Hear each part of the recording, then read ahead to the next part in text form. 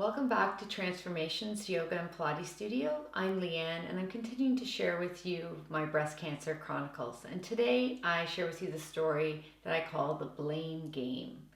When our friends and loved ones are diagnosed with cancer, we immediately want to help them and we want to give them some advice. I say this because I received a lot of advice once I was diagnosed.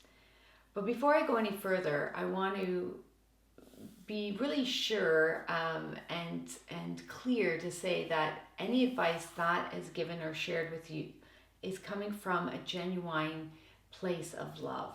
It comes from the heart. It comes because they care about you, regardless if the information is unwarranted, unfounded, or unhelpful. I received advice that was completely ridiculous, to some things that were seemingly healthy to hurtful. I've had some people actually question my treatment plan that I decided to go with, that having a mastectomy and chemotherapy and radiation was nothing more than mutilating, poisoning, and burning my body. But I completely understand that those people were not sitting where I was sitting, that they were not seeing the picture that I was seeing, that they were not experiencing what I was experiencing. So all of that was okay. The thing that's really important to know about this blame game is that when we are giving advice to others when they're diagnosed with cancer, is that we feel that we have done something wrong, that, oh, if I hadn't been doing this, that this would never have happened. And the problem is it's really only reinforcing what we are already experiencing. Because when I was diagnosed, I was like, what did I do wrong? What happened? Why is this happening? How did I let this happen? So I was already blaming myself, and then hearing advice from other people about don't have any sugar, take this herb, drink this tea, smoke this stuff. All of these things were only reinforcing the blame that I was already applying to myself. And then there's the story that cancer is nothing but a real big business and that there's a cure for cancer out there already. All of those things are they just take something that is so tough to deal with and make it even harder to deal with. But the truth of the matter is there is really no one to blame, right? No one really knows why we get cancer. And even though we try to prevent it and do live our life the best way we can, it can still happen. And it did happen. It happened to me. The truth is, nobody really knows why we get cancer. Sure, for some we've discovered a genetic component, but for the rest of us, it is a much, much more complex thing. A combination of genetics, internal and external environment, our diets, protein in cells, hormones, and about 1 million random failures of DNA replication, as well as a combination of bodily functions that can cause an error in cell division, mutating rapidly to create cancer. Research shows that most forms of cancer is nothing but a law of averages, which kind of sucks because it means that's just bad luck. So I got some bad luck. That's all it was. And I know for my family and for some of my friends, it's really kind of scary looking at someone who seemingly looks fit and strong and have them totally be debilitated by cancer and its treatments. It's a very scary experience. So if we kind of back up a little bit, I had the healthy lifestyle, right? The exercise, the yoga, the eating clean, no sugars in my diet. I don't smoke, I don't drink.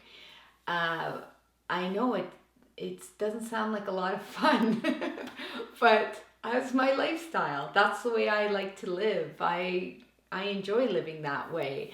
And I wasn't doing it or living that way to punish myself. I really like to live that way. So, and I do like the occasional drink. I like some alcohol. I like a couple of margaritas, and I love cake. I mean, cake is like where it's at for me. But I do just try to reserve those things for special occasions, right? Because it makes them that much more special.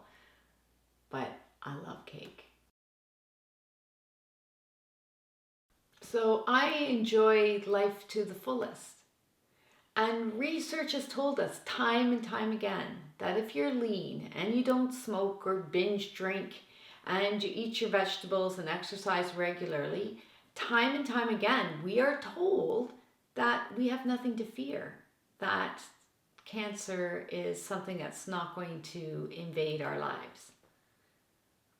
But it can. Cancer is this hidden assassin within our bodies that's just waiting to be fed.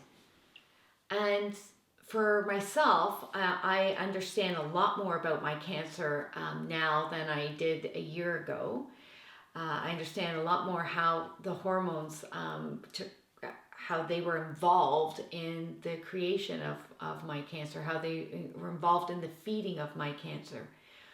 But another common precursor to having cancer is something that we maybe don't think about, and that has to do with our emotional or spiritual components. I had experienced a really heartbreaking loss in my life, and it touched every part of my life. It rocked my world. The rug was taken out from underneath me, and I really feel that I just never really recovered from that. And maybe because all my energy was going to those kind of feelings and fears and concerns, that my body was just being let down, Maybe the immune system was down. Maybe that just left the door open and said, hey, cancer, come on in, right? Coast is clear. So, and I don't say that to blame myself. I say it because I try to find understanding and ways that I can help heal myself. And there are lots of treatments out there and help that is available, and that I have found so far to help me a great deal. I've come to better terms with my mortality and feel no need to continue living my life under the shadow of blame. In fact, I want to face this bully called cancer.